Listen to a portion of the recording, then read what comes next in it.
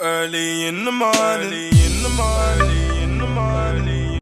What's going on, the people? It's your boy Cam, Topical Juice. I'm getting this video done tonight. I'm hoping that I get this video done faster than Nicole. I swear down, that girl rapido with her videos, man. I swear down.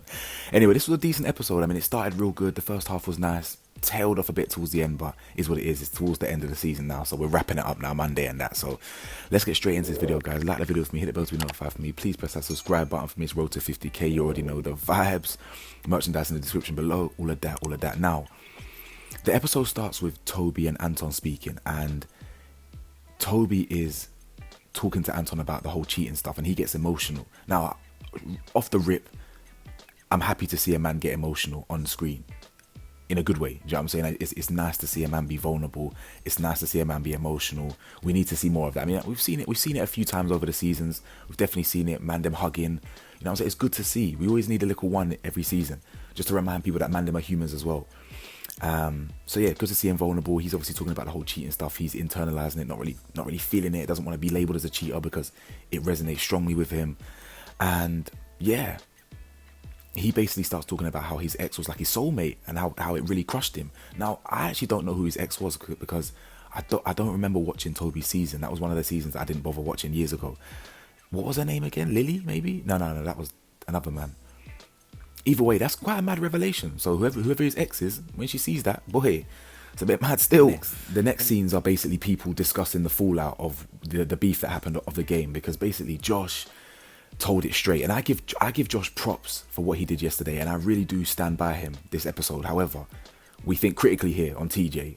We have to call Josh out to an extent, and I will get into that, why I think everything that happened later in the episode, he kind of put the wheels in motion, shall we say, and I'll get to that in a minute. But I still stand by Josh, what Josh did, and he called people out, or he called the whole Georgia and Anton situation out, and it's the fallout from that.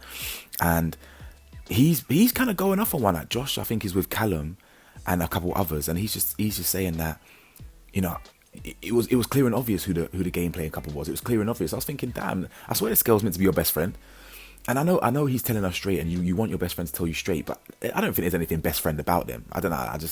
I think they slept together a few times, or they, you know what I'm saying? I don't really know what happened there. But so Sophie and Jess start discussing the whole Anton situation, and basically everyone in the villa is discussing this Anton situation, and they're saying that they feel sorry for Anton because they feel that he's putting more into the relationship. I think I just mentioned that a minute ago. And they make the point that they feel that Georgia wants to like him. She wants to like him because she feels that he's good for her, but she can't force it. I completely agree with that sentiment. I think Jess is spot on, by the way. I think Jess has some good opinions, you know, when she advises and observes other relationships. I agree with her. I think Georgia does want to like Anton, and I think Anton, as I said, has worn her down, but it's just not enough for it to be blossom into anything fruitful. Do you know what I'm saying? So, and Anton just doesn't seem to want to see it. He keeps persevering, and maybe he might actually end up getting the treasure, the treasure. Whatever he said later, I don't know what he said, but anyway, Georgia and Josh speak, and she felt that he was muggy, and as her best friend, like, why are you saying these things? And he basically says, I'm the only one with the bollocks. I'm the only one that has the balls to say how they're really feeling. And I listen, yeah, it sounds a bit contradictory, but I give credit to Josh for doing that. Really do. But I always feel the type of way when the person wants the credit themselves like that. Do you know what I'm saying? Like, oh, I'm the only one with the bollocks. Okay, cool, it's fair. But you trying to stress that point so much, you end up shooting yourself in the foot. And what I mean by that, yeah, is you lot that know me, who have watched my Love Island videos for ages, yeah, for years now. You lot know I hate, the two things I hate in Love Island is unprovoked and unnecessary tears, and when someone says, oh, I'm not the only one that thinks it, I'm speaking for everyone else, or someone else thinks it as well. I hate when people do that. I think it's so childish. Say your opinion and stand on it, which you did. Don't start bringing other people into this. And that is the very same reason why everything came back to bite him in the arse in the end, with the whole group discussion and whatnot, and him getting irate. It was his own fault. I truly believe that. While two things can be true at the same time, I can give him credit, and I do stand by Josh. But him wanting to force it, oh yeah, I'm the only one with the balls, everyone's thinking this, that was the thing that set the whole wheels in motion for Georgia to tell that to Anton, and then to plant the seed to get everyone around the fire pit. It was his fault, basically, really and truly. So he was probably pushing that narrative, yeah, that I'm the only one with the bollocks, I'm the man, everyone's thinking it. And then she starts crying because she's upset. She's thinking, well, I'm trying to be genuine here, I'm giving it a go, whatever. And then, yeah, I mean, Josh is a bit sly at the same time. Yeah, he's got the bollocks to say things straight, but he is sly. Like 2 minutes ago, literally 2 minutes ago, he's saying, the game player one, it's a no-brainer. Georgia and Anton, it's a no-brainer. Then 2 minutes later, he's hugging her, saying, don't cry. They ain't best friends. They ain't nothing best friend about them, to be honest. But either way, fair enough. Do your thing. Georgia then starts crying to Anton, and she's devastated. She's like, everyone's talking about us in the villa. This is what Josh has been saying. Everyone's opinion. And this is what Georgia is so sly, man. I knew she was going to do this. She basically said, are they seeing things that I'm not seeing? Basically using other people's opinions to kind of justify why she doesn't really like Anton. And that's just a cop-out. Bro, just say you don't like the man. Keep it moving. And Anton starts saying, yo, I think Josh is just trying to put down other couples to strengthen his own. I don't really see that, because what other couples has he really put down? And the fact that Anton couldn't come with receipts, it means you're just bogus, bro. Fugazi, you're not talking facts. There's cap in your rap, basically. And he just hugs her, comforts her, kisses her, does all this cute stuff. And Anton would really make a good boyfriend for someone, but not Georgia. And then comes Callum. Now, guys, I'm sorry, yeah, Callum is not going to duck the chatty patty charges twice. Guys, you lot know I like Callum. Yeah, I don't do this biased thing like people in the comment section. I ain't biased. I'm truly here.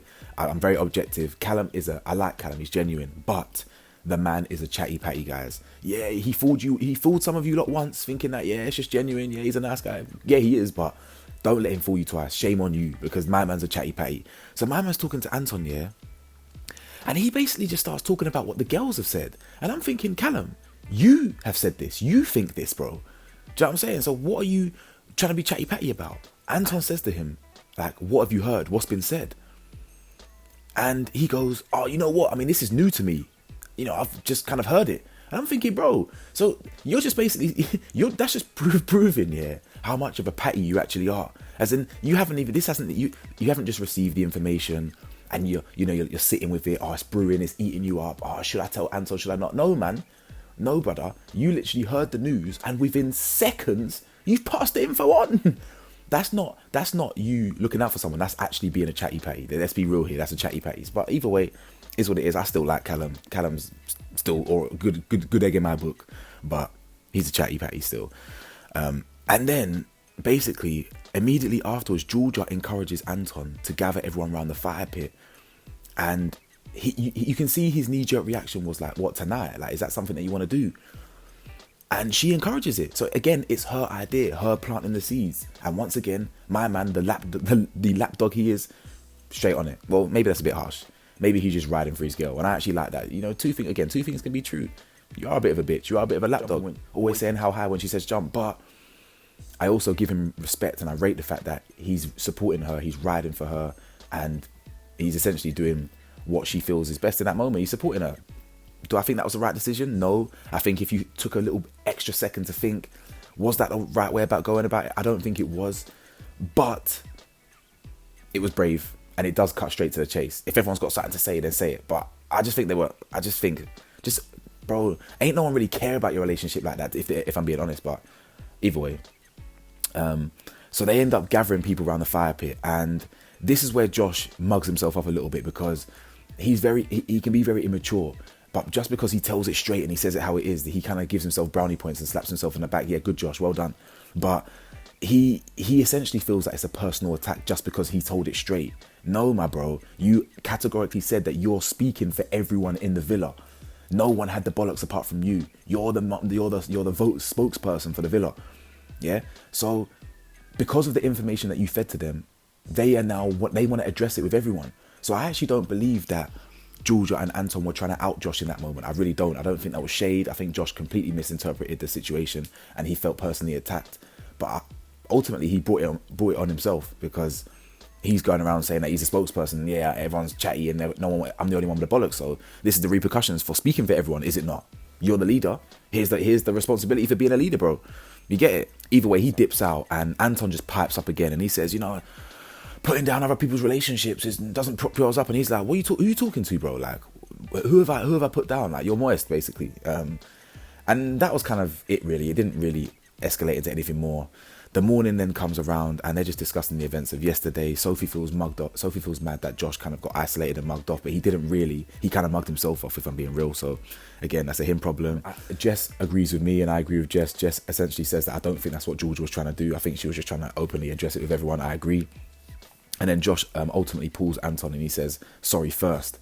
And oh, sorry, I just completely missed something. The girls end up going to a spa. Sorry about that. They end up going to a spa. I end up muting it and watching YouTube at that point, and then unmuted afterwards. But yeah, so they go to a spa, and then the boys are just chilling there, and Josh pulls Anton, and he says, sorry. And I do respect Josh for that call. Sometimes you can be the bigger man. I respect that. And he apologizes first, and he shouldn't have blown his lid. And Anton's like, yeah, I don't really care about that. And then he also says, I don't really care about your opinion. So why were you mad then, Anton? If you don't really care about his opinion and don't really care about anything that he's got to say, then why were you mad in the first place? You know what I'm saying? So whatever, they clear the air. Sophie and Georgia H speak at the spa, and Sophie's just basically saying, I don't really like how Josh got ganged up on. There's no beef between us. Yeah, not much to say on that one. And all while they're gone, the men have to do like a cute Cupid thing, like a Cupid couples thing for Valentine's Day while the girls are away. And yeah, they're all cooking stuff, like Callum's making a cake, and I think Josh does like a ham and cheese platter and a couple rap poems and whatnot, and it's kind of cute. So they're all having their Valentine's moments basically. While the girls are still at the spa, and Molly and G are speaking, and I think who else is there? Molly, G, and Arabella. So they're all speaking now, and G's just talking about how, you know, me and Toby are good, and I just, you know, we're working on each other, and this, that, and that, and that, and the other, and we've got a long way to go because other people still have negative opinions of us. And Molly, yeah, you see this Molly girl, and I'm telling you, there's pure hatred between them. And I know they're sat together and they pretend to be friends. Molly goes, and this is sound advice, but this is advice of someone who thinks negatively of that person. So Molly basically says to G, what is everyone's opinions when you know what you really have with Toby? You know, forget everyone's opinions, you know, don't worry about it. Forget everyone's opinion. What's everyone's opinions when you and Toby know what you have? I'm telling you, the only reason she said that is because she's part of that collective that is harboring some negative feelings towards G. I'm telling you. But either way, they play in happy families. So they all come back now, and it's the boys' turn to do the whole Valentine's business. And yeah, I'll skip through this. So Callum made cake. The Irish lad, you know, I've forgotten his name again. I'm so sorry. The Irish lad does a poem. And you know what, yeah? I've got to give him credit, because I genuinely think 100% of people who have done poems in the past have just been cringy and dead. Like, literally every single time. And you know what, yeah? Yeah, it was simple. It actually was all right. You know, he wasn't really cringy with it. It wasn't really awkward, but it was just kind of casual with it. And it made sense. I can't even lie to you. It made sense in that moment. It wasn't really that cringy. It was actually kind of cute. And, you know, maybe they have got something there. I don't really look into their relationship too much. I don't really think about them. I haven't really discussed them a lot in the last few episodes, but maybe there is something there with them. Who knows? I don't know. Arabella was loving it. She was thirsty for the willy, fiending, free willy, man, trust me. And then Anton does this meditation thing with Georgia, and I was probably cringing more at that than the whole poem, to be honest. But you know what, Anton, he's trying, innit? He is, like, he's doing things that he'd think Georgia likes and enjoys. He's trying to take interest in what she likes, in her interests. You got to give him credit for that, man. He gives her a nice poem or something, or a nice little word, or I can't remember, some nice little speech, and then they hug it out, and it looks like they're about to kiss, and then I swear she just swerved and gave him a hug. I know they kissed at the end, but anyway. It's Toby's turn now. Toby gives Georgia a poem, and not a poem, sorry, a card, and in it says, fortune favours the brave and you're the bravest. When I read that, I thought, what the hell is that? That is dead. That is trash. And then I remembered, yeah, because they mentioned it, I remembered that's what he said before he picked her when he left Arabella. Duh. So I forgot about that, and I thought, you know what, that is a nice message. Short, sweet, personal, it's memorable. I like it, and that's probably my favourite one after in the end. I thought it was dead at the start, but it made sense. And then they end up locking in. Now I don't know what locking in means, bro, but I don't know if they got exclusive or what. But yeah, episode was decent. I enjoyed the first half. It was all right in the second half. But let me know your thoughts, guys. Who was your donut of the day? I haven't actually got a donut of the day for this episode. In fact, it could be Josh, could be Anton, could be G, as in HGH. Either way, I don't know. But let me know your thoughts, guys. Like, comment, subscribe, and I'll see you soon. Peace.